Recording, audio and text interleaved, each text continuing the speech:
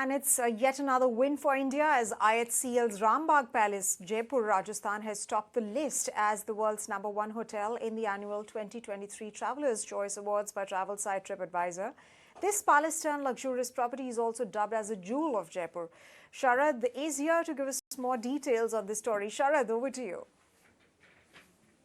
Well, yes, in focus we are having Rambagh Palace of Jaipur, and it has been voted as the world's best hotel and also the world's most luxurious hotel. This is coming from the 2023 Annual Travelers' Choice Award from TripAdvisor.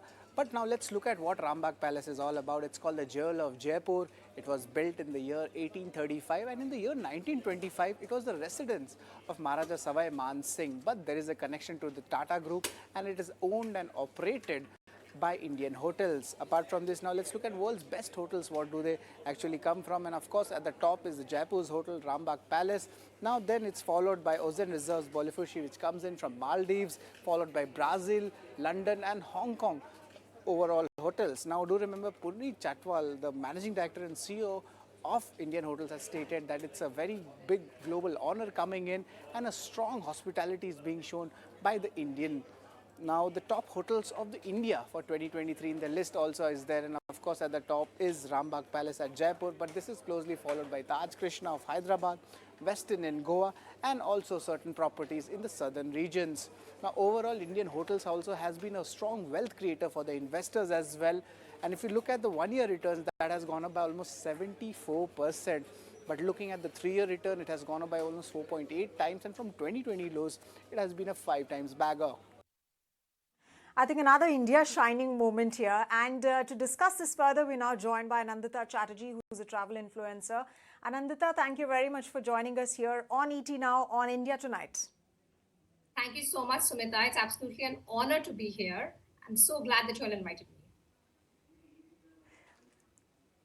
Right, and speaking of the story that we've been in fact tracking, and I did mention about the India story, India shining moment. We've spoken about those moments in tech, manufacturing, vaccine, Metri, but now it seems that it's a turn of Indian hotels to actually take the Indian story global. So Jaipur's Rambagh Palace being named as the world's best hotel, ranked #1 a luxury hotel, beating destinations like London and hotels, brands like Ritz-Carlton or Shangri-La. It's no small feat, right? And you're a travel influencer.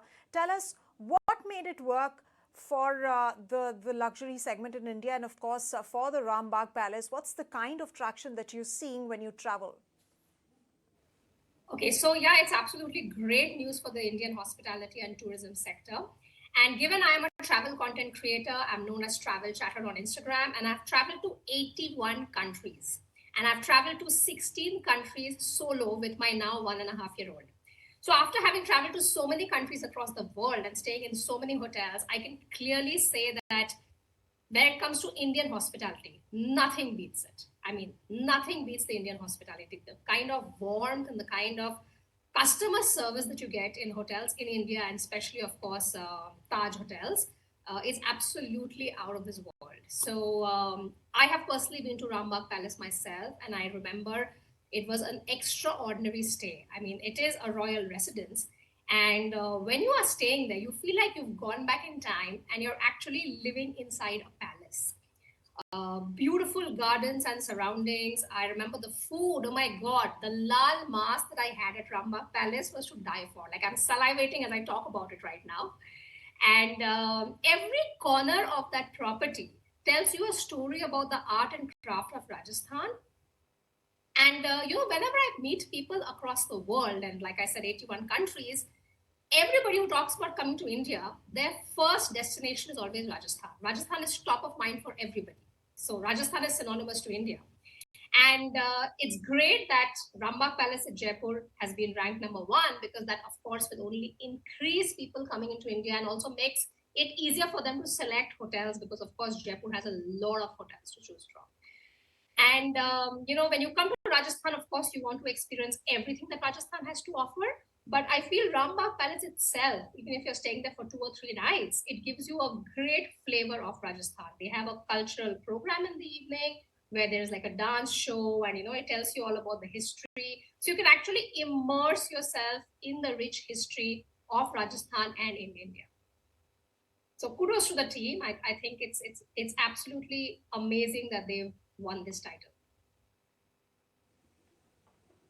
It's amazing, really, that they won this title and actually put India on the global tourism, luxury, hospitality map as well. And I think this story also speaks volumes about how the luxury market in India is also evolving. The Indian consumer also is open to more sort of experiences that were limited to a very small niche of consumers, to a very small segment.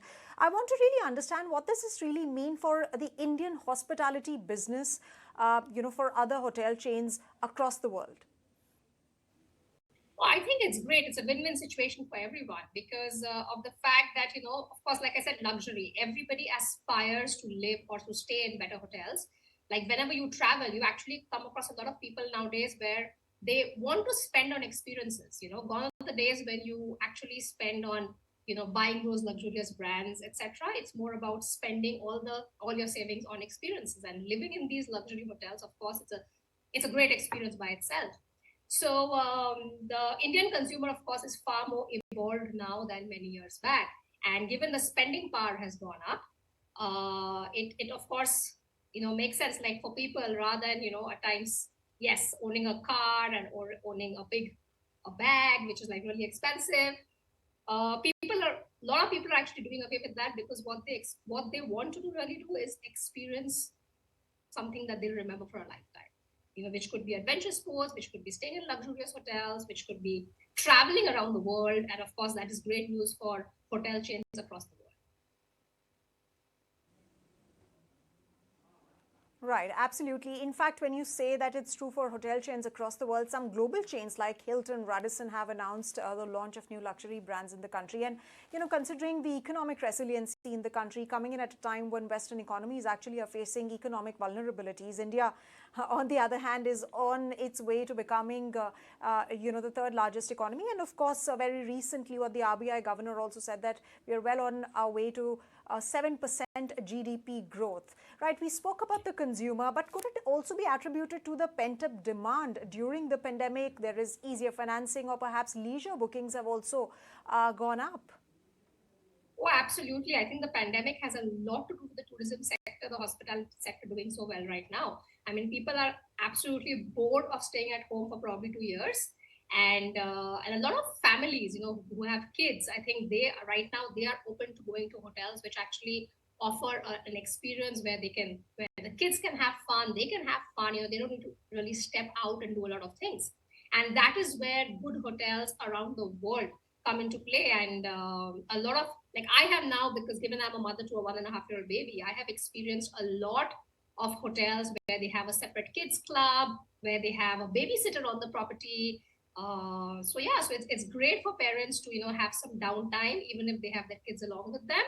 So yes, the demand has gone up a lot, and especially of course during the pandemic, like I said, a lot of parents were in their house with the kids, and they just didn't know how to keep them entertained for those 2 years. And hence, of course, now given a chance, everybody wants to travel, and everybody is open to spending as much as they can towards good hotels and good experiences. When you say that everybody is open to spending as much as they can, they're more willing to travel, they're more willing and open to different sorts of experiences. But what's your take on the overall pricing as far as these hotels are concerned? Have prices gone up? And what's the state as far as tier 2 and 3 city audiences are concerned? They also seem to be contributing to some sort of demand, right? Oh, absolutely. I think they contribute to a lot of the demand. Like, I remember I used to work in Unilever long back, and during our Unilever days, we used to have a separate marketing strategy for the tier 2 and tier 3 cities, because they do contribute to a major chunk of the spending towards these luxury hotels. And that definitely plays a very, very big role in today's world in terms of the tourism and hospitality industry as well. Right, and I think shareholder returns also have been immense as far as the Indian hospitality industry is concerned.